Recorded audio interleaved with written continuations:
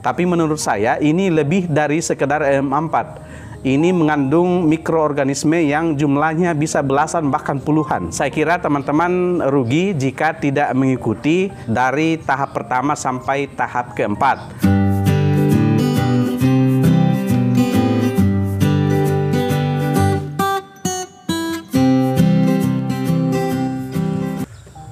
Halo teman-teman, kita jumpa lagi bersama Alam Organik. Pada video yang lalu, saya sudah mempraktekkan cara membuat mol super dengan tahap pertama, yaitu membuat mol dari sayuran dan buah. Dan ini adalah hari yang ketujuh sejak percobaan itu. Dan sekarang waktunya untuk kita membuka hasil percobaan itu. Dan kita lanjutkan pada tahap kedua untuk menambahkan bahan-bahan organik yang berkualitas ke dalam bahan ini sehingga menghasilkan hasil dari tahap kedua yang jauh lebih lengkap mikroorganisme, hormon, dan unsur hara yang terdapat di dalamnya. Kita akan mempraktekannya, tapi sebelum itu saya himbau sekali lagi buat semua teman-teman yang menonton channel ini untuk menekan tombol subscribe berwarna merah pada bagian bawah video ini dan bunyikan loncengnya. Jangan lupa like, share, dan komen. Bagi teman-teman yang belum menonton video yang pertama, saya sarankan untuk menontonnya supaya teman-teman bisa memperoleh kesinambungan informasi antara tahap pertama, tahap kedua, dan tahap selanjutnya dari rangkaian pembuatan POC Super ini.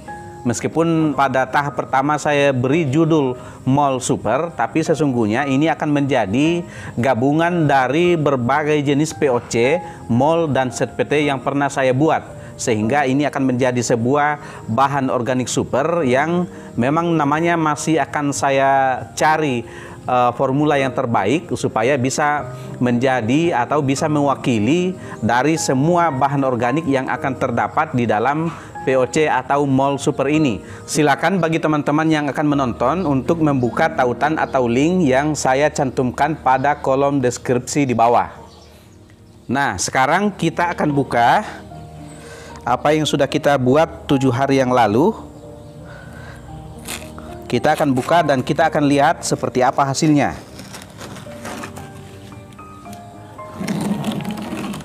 Ini proses fermentasinya adalah proses anaerob atau tidak membutuhkan udara.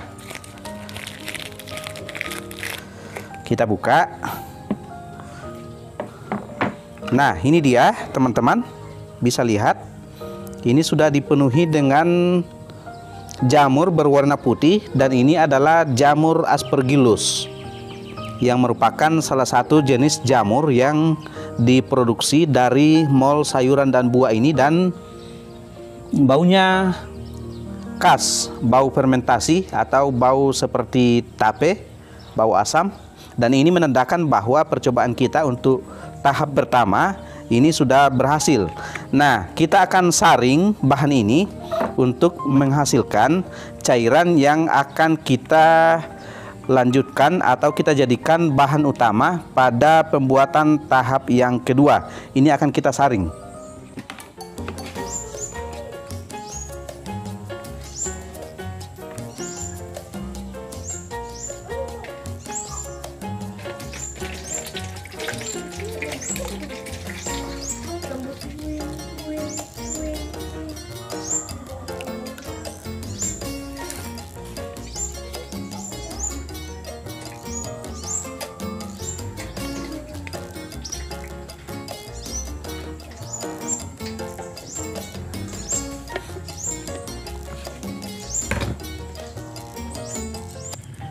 Nah teman-teman, inilah mol sayuran dan buah yang sudah kita saring. Ini warnanya kemerahan dan ini baunya sangat wangi, seperti wangi tape. Dan ini adalah ampasnya. Ini ampas dari mol sayuran ini bisa kita manfaatkan lagi. Ada begitu banyak tujuan bisa untuk pemanfaatannya. Bisa kita jadikan sebagai pakan ternak, bisa juga kita jadikan sebagai pakan ikan. Selain itu juga bisa kita jadikan bahan campuran untuk kompos, dan keberadaan ampas ini akan membuat proses fermentasi kompos menjadi jauh lebih cepat. Bahan yang sudah kita saring ini akan kita lanjutkan pada tahap yang kedua, dan untuk tahap yang kedua ini kita siapkan 5 bahan. Yang pertama adalah bonggol pisang. Ini bonggol pisang beratnya 5 ons. Kemudian bahan yang kedua adalah tape, ini tape singkong. Ini juga sama, beratnya 5 ons. Kemudian yang berikut, bahan yang berikut adalah nasi yang sudah dibasikan dan sudah ditumbuhi oleh jamur. Ini 1 mangkok. Kemudian bahan yang berikut adalah air cucian beras. Ini sebanyak 5 liter juga, sama seperti yang lalu. Dan sebagai makanan untuk semua mikroorganisme ini, kita sekali lagi kita gunakan molase, tapi teman-teman bisa menggunakan gula merah ataupun gula putih. Ini molase akan kita gunakan sebanyak 500 ml. Nah, sebagai langkah pertama untuk tahap kedua, kita akan haluskan dulu bahan-bahan ini. Ini tape dan nasi akan kita blender, sedangkan untuk bonggol pisang ini kita akan cacah lalu kita tumbuk, karena ini agak susah kalau kita blender, ini blendernya bisa rusak.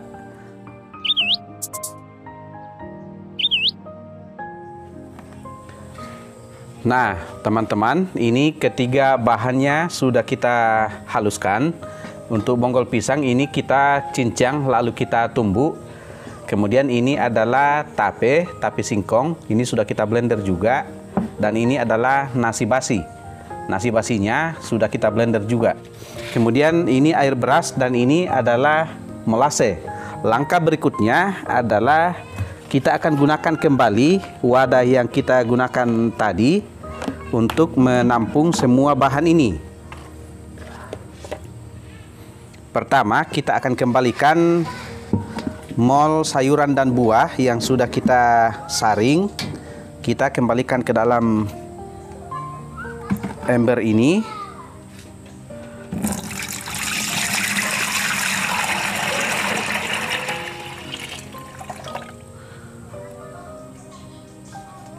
Ini bau wangi tapenya sangat terasa.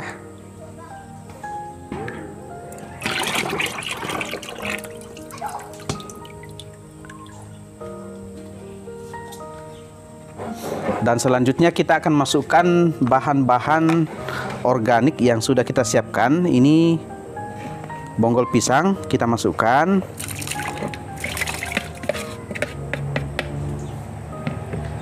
Kemudian ini adalah tape singkong. Ini sudah kita blender.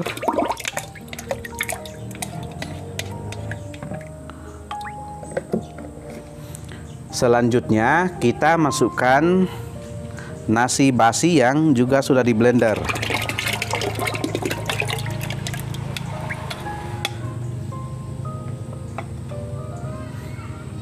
Oke, kita aduk-aduk dulu.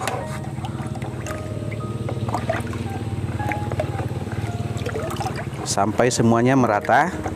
Jadi masing-masing bahan ini sudah pernah saya buat mol secara terpisah. Saya sudah pernah membuat mol tape, mol nasi, dan sudah pernah membuat mol bonggol pisang. Dan sekarang semua mol ini kita gabungkan menjadi satu bersama dengan mol sayuran dan buah yang sudah jadi tadi.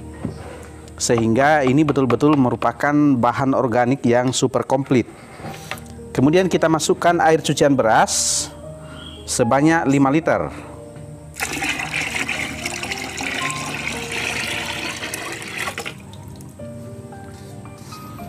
Oke, kemudian kita masukkan molase. Molase sebanyak 500 ml atau 2,5 gelas.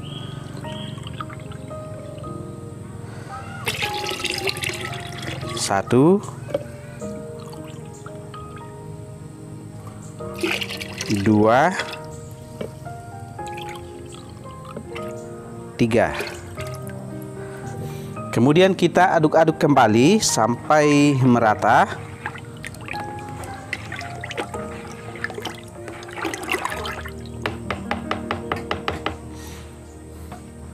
Nah, untuk selanjutnya kita tutup dan kita lakban.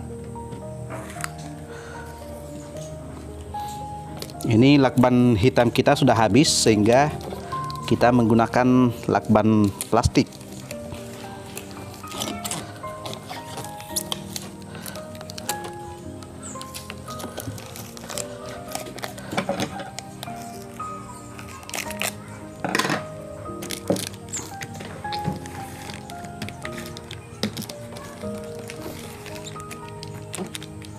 Oke, teman-teman.